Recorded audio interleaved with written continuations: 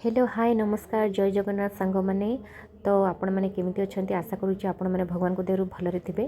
तो आपण मानक आगुरी गोटे वीडियो देती जे मु बैग पैकिंग सब करी लगेज पैकिंग गोटे जगह को जीवाई। तो यहाँ हूँ से ही वीडियो। तो आम मैंने ये देखो खड़गपुर जंक्शन में बसीचु राति प्राय 11:30 बेले आमर ट्रेन अच्छी तो आम से अपेक्षा करचु।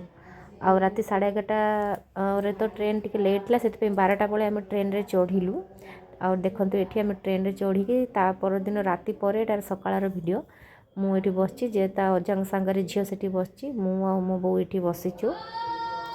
आउ दीर्घ 3 दिनर सफर पर आम फाइनाली आसी पहुँचलु पुणे। जेहेतु हजबैंड पुणे रे चाकरी करती तो से मुझे पाखक शिफ्ट होके आसिली।